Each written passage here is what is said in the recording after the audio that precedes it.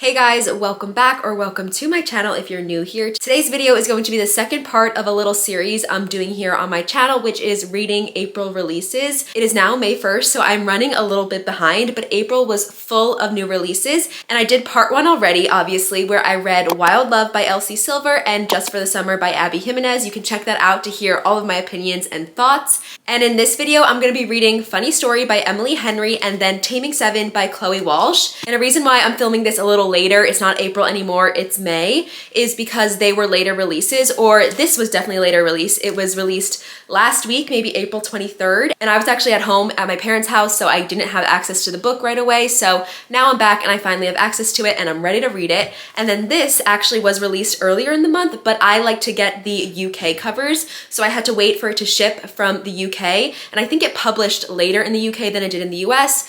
So all that to say, I received these like pretty much by the end of the month, and I didn't have time to fit them in April, so I'm reading them in May even though they're April releases. Also, if you're interested in this cover, I have the rest of the 4 books in the series also in this type of cover. I get them from Blackwell's, which is a UK bookstore that ships to the US for free. And I love that store. It just takes a little while to ship. It'll probably be like 2 weeks from the moment you order the book to the moment you receive it, but I think it's worth it, especially if I prefer the cover. So I'm gonna start off this video with reading Funny Story. It's just the book that I'm being pulled to. I don't know why. I feel like I've just seen more people read it. I've seen more thoughts. And I actually am not the biggest Emily Henry fan. I've never loved any of her books. I'm always gonna hope that the next one I read will be one I love, so that is the hope for this one. But I have seen a lot of people who love Emily Henry's books not like this one. So, you know, in my brain, I'm thinking maybe the reverse will happen. Since I don't like her books typically, or not that I don't like, but I don't love, since I don't love her books typically, maybe I'll love this one. Either way, if I like it, don't like it, love it, hate it, I'm very excited to read this book just because it's so like highly anticipated. It's such a big release. Like, it's always fun to get in on the action. So I'm really excited to do that. I'm going to start reading this in a little bit, maybe like an hour or two. I just finished work for the day and I'm gonna work out, I'm gonna shower and maybe eat dinner and then get to this book, and I will check back in with you guys when I have some thoughts.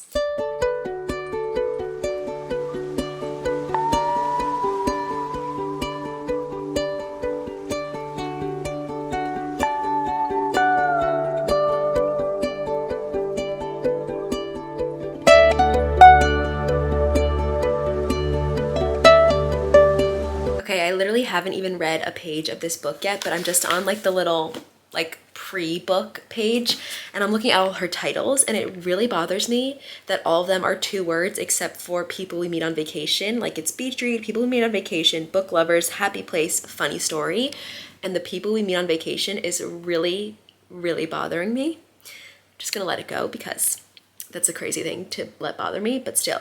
I also feel like she's figuring out how she likes to name her books. Like, Happy Place and Funny Story, really, they have a nice ring to it. Like, they have a very similar vibe, and I wonder if she'll continue with the vibe. Okay, it is time for a little update. I would definitely say that I have read enough to have some thoughts. I'm on page 88, and I actually stopped in the middle of a chapter, which I never do, but I was like flipping through the pages to see how much longer I had to get to a chapter, and it just seemed like too much. Like, I'm done with reading for the night. It's like 9:15. I'm probably gonna go to bed because I go to bed very early, like lights off in bed by 10 o'clock. So this is the time I usually stop reading. But anyway, I'm definitely enjoying this book. I think from the start, this premise will be better for me than Happy Place. Happy Place wasn't like a typical love story. It was told kind of backwards and in fragments, and that was like a big problem that I had with it because I didn't connect to their love because of that. But this is definitely gonna follow a more typical journey, I would assume. And the premise of this book, the 2 main characters, their names are Daphne and what's his name? Daphne and Miles. Daphne and Miles, they are roommates and their exes are engaged. So it's kind of confusing and hard to explain, but Daphne was engaged to Peter, and then Peter broke up with Daphne for his childhood best friend Petra, who was Miles's girlfriend. So now they kind of like swapped. They kind of swapped couples, except Daphne and Miles aren't a couple yet. They're just roommates because Daphne needed a place to go and Petra moved out of Miles' apartment, so it was like the perfect room to fill. I think this book definitely kind of got right into the action more so than I thought it would. Like, they're roommates on the first chapter. I thought it'd be like more of a build-up as to why they're roommates, but you get right into it. And so far the things I'm liking are their relationship. I think it's very funny. Their banter is good. I like their conversation. That is a lot of what the book is, like a lot of dialogue with them talking to each other. Like I said, they have good banter. It's mainly just friends at this point, and a lot of like the same, a lot of setting up. I also like that this book is set in a summer town in Michigan on like a lake. There's beaches. Right now it's late spring, but I'm assuming it's gonna go into early summer as well. And I especially love that because I myself am from a summer town, so I can kind of relate to the way they talk about tourists and like the turn of seasons and the different popularity in seasons. And I don't know, it's just kind of interesting. So far I'm liking it, like so far so good. Because of how I feel about Emily Henry, I'm like, am I liking this? Am I not? And right now I'm pretty neutral, like it's fine. It's definitely not giving me 5-star tearing through the pages. And like I stopped in the middle of a chapter, which I never do. So like I'm kind of not super hooked, but it's good so far. And that's kind of all I have to say.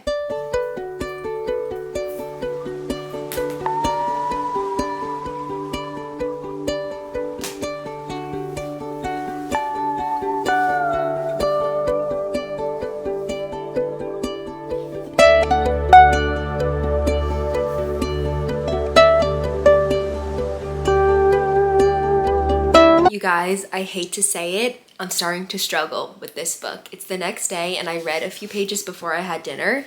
I'm on page 128, so maybe I read like 40 pages, and now I'm just like, I don't want to pick it back up. I'm going to, because I'm gonna just, you know, force myself to push through. But like, I would be lying if I said I didn't have thoughts of DNFing. Like, not actual thoughts, I don't think I ever would, because one, I'm filming this video, and two, like, I do want to read it, but it's just giving me that classic Emily Henry feeling, which is a feeling I don't love. Like, I'm a little bored. Yeah, I'll check back in hopefully with a better, more positive feeling, but that's how I'm currently feeling.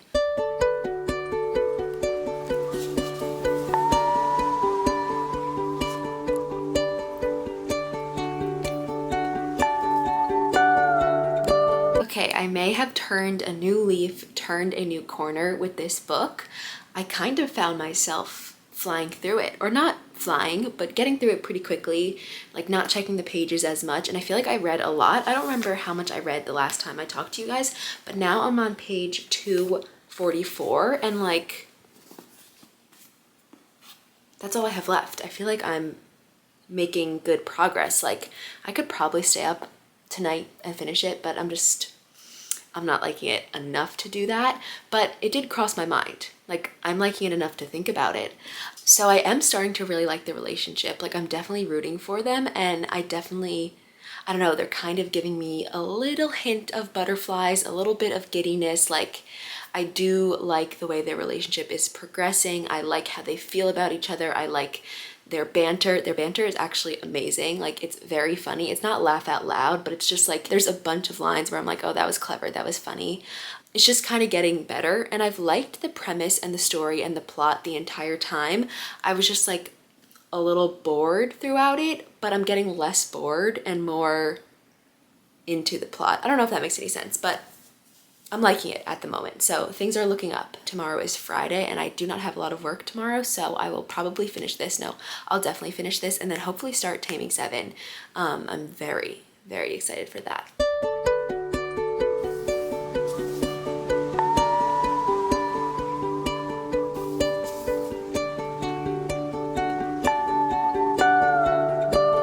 I've been having a thought throughout this entire book that I don't exactly know how to articulate, but I just had it again, so I'm gonna try. It might not make sense, but pretty much in this book, both of the characters just went through a breakup, so there's a lot of analyzing them as people and like how they are in relationships, and just like the guy, Miles, he's very easygoing, laid back, everyone loves him, he's just like, you know, just a guy that everyone loves when they meet, but he's kind of harder to get deeper and know his like inside layers. And then Daphne kind of believes that she can't be loved, like everyone leaves her, everyone chooses someone over her, and she kind of struggles at finding who she is on her own. She ties herself to a lot of people in her life, so it's her ex, her mom, her best friend, things like that. And I find in this book they kind of go into those things a lot. They like analyze each other. That's like part of their relationship, and they talk to each other about it, kind of like how you would talk to your friend about like their own relationship or their own breakup or how their boyfriend is acting, something like that. But I'm kind of getting confused. Like they analyze and they get so in the weeds about like why they each acted the way they did in their separate relationships and what it means. And I have to reread the sections multiple times to understand like what Emily Henry is trying to do. I don't know if that makes any sense, but it's like a lot of analyzing about who they are in relationships. It's kind of an interesting thing in a book. I don't know if I've ever seen it before, but it really gives me like I said, like debriefing with your best friends. But it's almost like, you know, how when you get so down a rabbit hole with your friends or your mom or whoever you're talking to, and like the point you end up in is like so far from the beginning. And I kind of feel like it's hard for me to follow the path in the way they're doing it in the book. I don't know if that makes any sense. I think I'm gonna read a little bit more here, but then I'm gonna go to a coffee shop and do some more reading.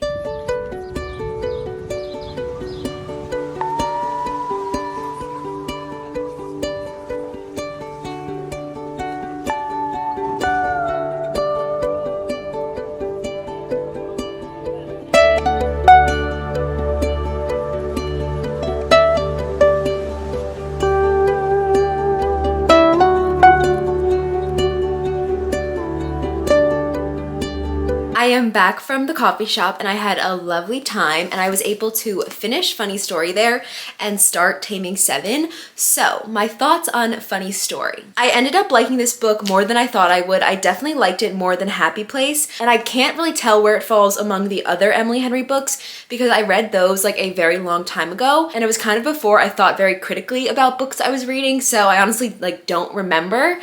But I liked it better than Happy Place, and I gave it a 3.75 star rating. Honestly, the end really picked up for me. I was liking Daphne and Miles' relationship. I was liking their drama. Like, it kind of had me hooked. I wanted to know what happened. So it was going more towards a 4 star, but I don't typically rate a book 4 stars unless I love it, and I didn't like love this entirely. I enjoyed the storyline, I enjoyed the plot, I liked the trajectory of their relationship, but I just, like, Emily Henry books just kind of bore me along the way. I don't know what it is, but it's just something about them. I'm like not so engaged. So they're like, there's just something missing in her books for me. I think it's like I just don't connect as deeply to the characters and their personal stories and maybe the connection between the two main characters as much as like you're intended to. And I think that's when people give these books 5 stars. I think I spoke about this in my last clip, but there was so much examining and like deep diving into these characters and honestly kind of in their past traumas. And I'm all there for that. Like I think that characters need a past. They need an emotional depth to them to make the stories interesting.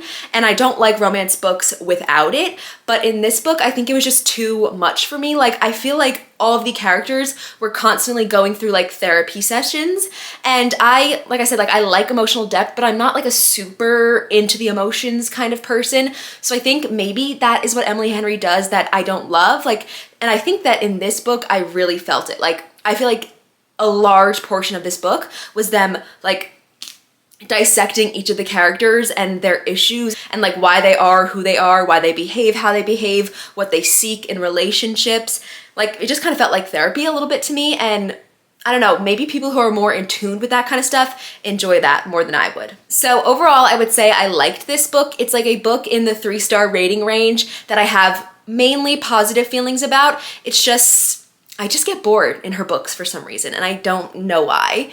And boredom is like my #1 killer in a book. Like I do not want to be bored, and if I'm bored, the ranking is tanking. So I did like it though. Then I picked up Taming Seven. I only got 50 pages in before I left the coffee shop. I kind of just wanted to like get a move on with my day, with my afternoon, but I'm already loving it. And I think I wrote in my phone like 30 pages in, I was like, I'm already connecting more to this love than I did in the entire book in Funny Story. I don't know what it is, something about the way that these Boys of Tommen books are. Like I feel the love, I feel the romance. I was watching someone's YouTube video, I think it was Haley Pham. She was talking about how these books are so romantic, and I've talked about these books so many times in the past, and I never said that they were so romantic, but the way she phrased it is like, it's so true. They are so romantic, and I'm just like literally 30 pages in, I'm already feeling the romance and the love story more between Claire and Gibbsy than I was in the entire book of Funny Story. So I think it's just like the way that these books are written. I connect to more than I connect to Emily Henry's writing. And it's just like funny to compare the two because like that was a 400-page book and I connected more to the love between these two characters in like one chapter from one person. I didn't get both sides. I didn't even hear from Claire yet and I'm already obsessed with it. But yeah, I'm only 50 pages in, so I'm getting a little bit of a hint of where this story is going to go. Like, I wasn't sure what Claire and Gibbsie's backstory would be, but you already get a bunch of chapters with Gibbsie and you're seeing what he's dealing with and what his like story is going to be. All of the books in this series have a lot of emotional depth and history and trauma and everything to them. So I kind of can already tell what Gibbsie's is gonna be, and it definitely is there. One thing I was nervous about in this book is that it wouldn't have the emotional depth that the other ones did, and I think it's going to, and I think I'm gonna love it. It's Friday afternoon. I might read more of this book tonight, I might not, but either way, this is probably gonna be the last time I check in with you guys until Sunday. So I'll see you guys in like a couple of days.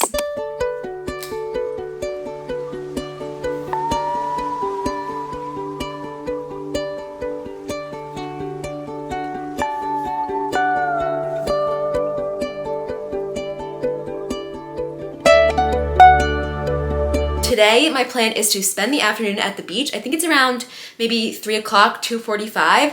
And my plan for the day was to clean the kitchen and my apartment.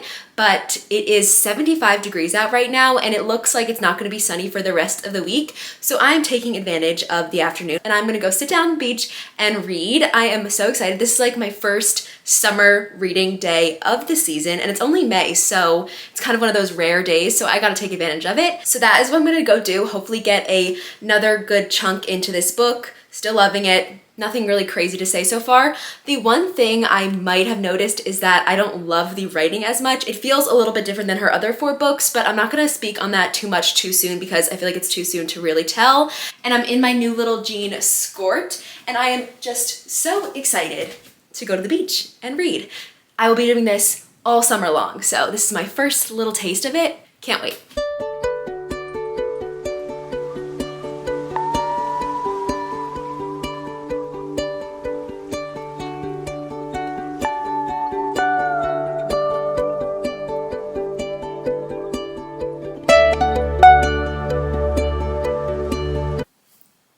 Definitely time for me to get my nails done. You know that feeling when you get the hair stuck under? That just happened to me and it almost ripped right off. Anyway, the beach read was successful and I thought I would do a little like summary of this book or tell you what's going on because I did just get to the part where they finally are progressing in their relationship and I thought I would give you like a little background on these two characters. Also, sorry, my phone's going off.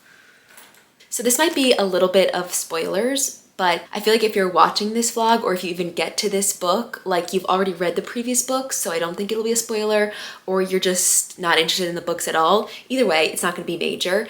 But the two main characters in this book are Claire and Gibbsie, and they are childhood best friends, and they're more than that. They're like each other's everything, which you do see aspects of the relationship in the other books, but you don't really realize the depth of their relationship until this book, and I'm really loving to see that. I love a love where the two people are like epic for each other, and that is what this is, but they are not even lovers or boyfriends or girlfriend yet. They are just friends. This entire book up to this point, they've been nothing but friends. It's getting a little bit heated up now, but yeah, so far they're friends. And also they are so close because Claire has helped Gibbsie through a lot of trauma in his life, in his childhood. He has a lot of trauma with his sister and his dad. They tragically passed when he was a kid, and Claire was there for him when it happened and pretty much ever since. So that is why they are so deeply connected. And pretty much the vibe of this entire book is that they know they love each other, but they're scared to go there and scared to change the friendship in case they lose each other. And that's all I'm gonna say because I don't want to give too much away,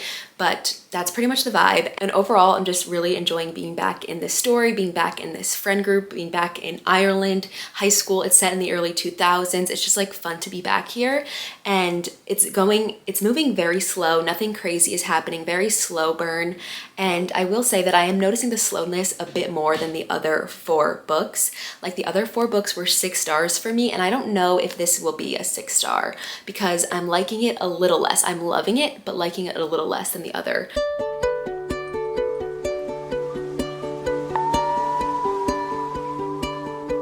Y'all, I have had such a freaking afternoon. I had a nail appointment for 4 o'clock, but I ended work early, so I was reading a big chunk of this book, maybe starting at like 2. Then at 3, I fell asleep, slept through my nail appointment. Now I missed it.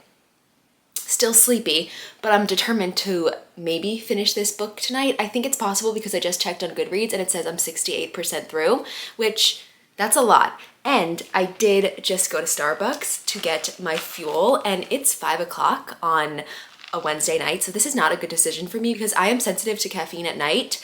And this, I think this is like the Starbucks shaken espresso. I think this has like 3 espresso shots in it. So hopefully it does the job and it powers me through this book because I'm kind of determined to finish it. I'm gonna go do that. I'm gonna go do it. It is taking me longer than I expected. It's good, but I'm like kind of shocked at how long it's taking me.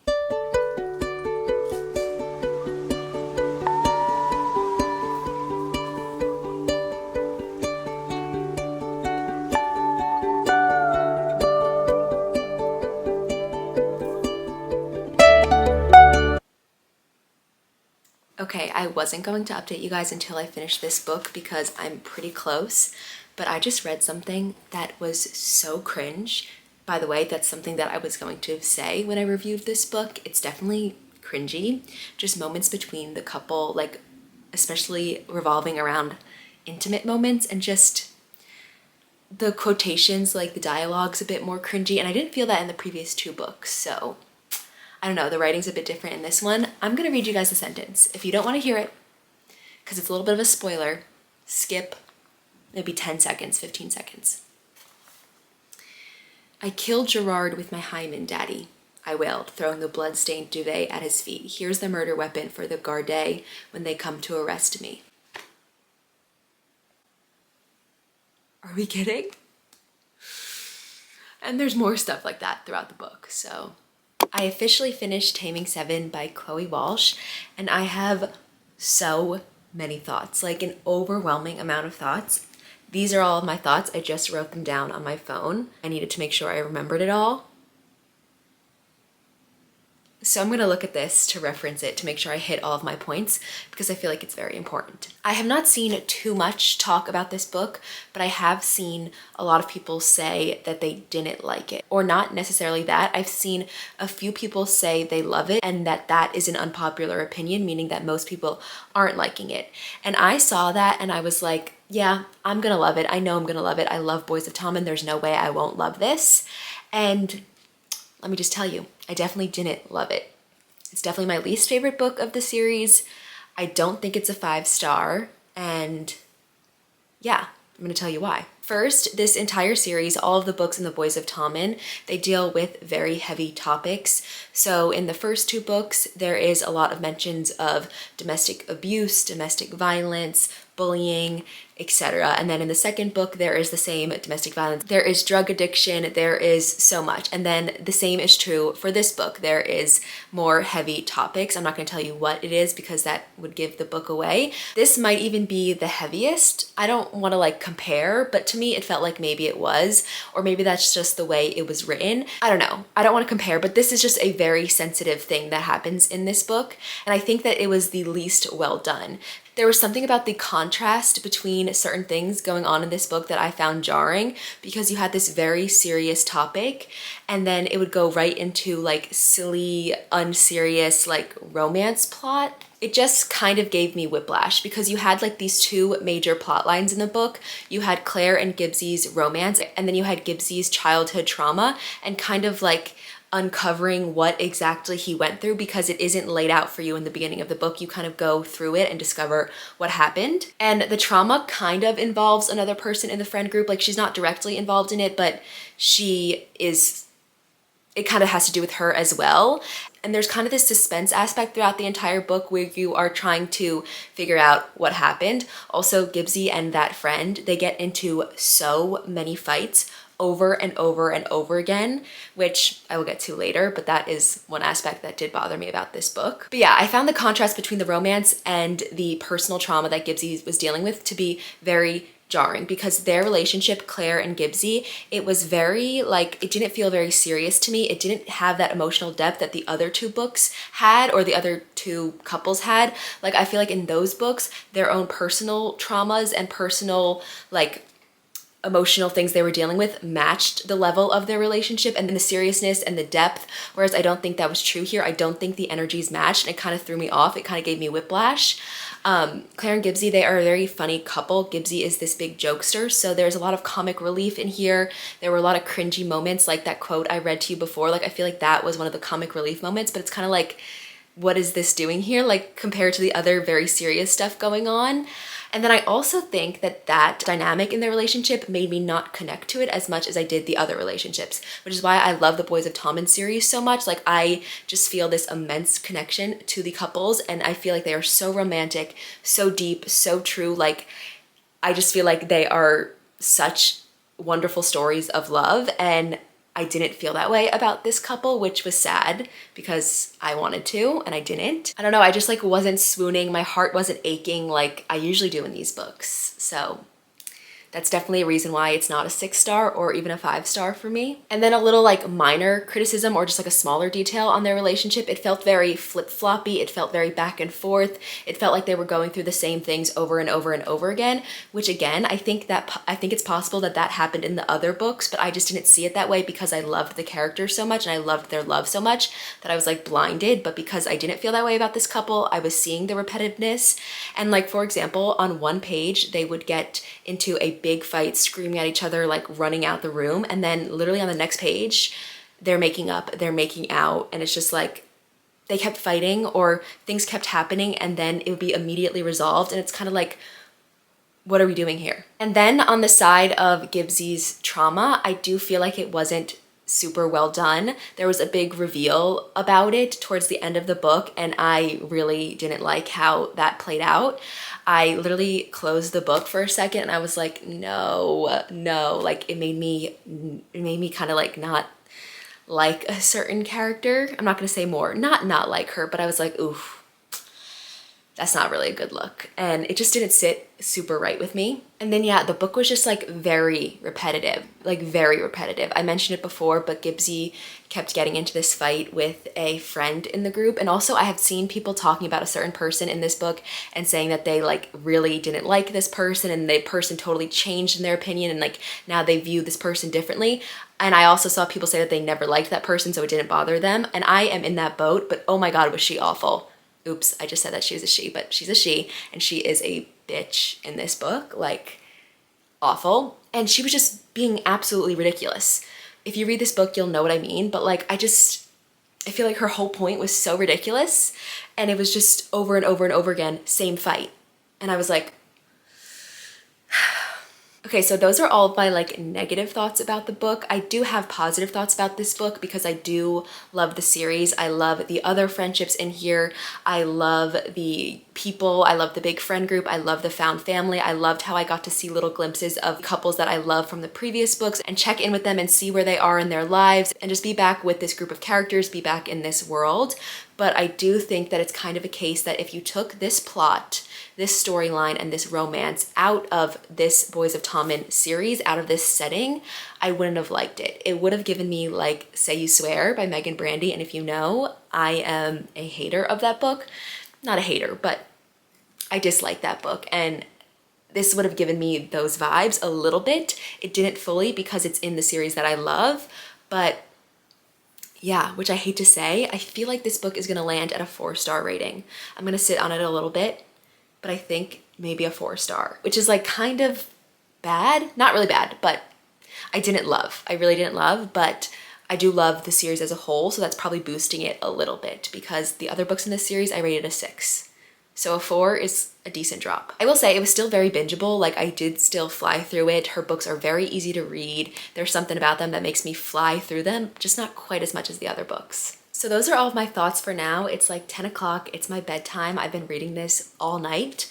So I think it's time to go to bed, and I think I'll check in with you guys again in the morning, review what I read in this video, and maybe even review a little bit what I read in the previous video, or not review, but just like go over all of the new April releases a little bit to finish out this video, this little 2-part series. So I'll see you guys then. Okay guys, I'm gonna keep this little recap very short and sweet because I already started editing this vlog and I realized that it is very long already. I also have realized that I'm wearing the same shirt for like the past 3 days. Just ignore that. But anyway, I have read 4 very anticipated popular April new releases in this vlog and my previous vlog, and that was Just for the Summer by Abby Jimenez, Taming Seven by Chloe Walsh, Wild Love by Elsie Silver, and Funny Story by Emily Henry. And I would say that this book was the most surprising in a positive way. I ended up really loving it more than I thought I would, or not loving it, but I ended up liking it more than I thought I would.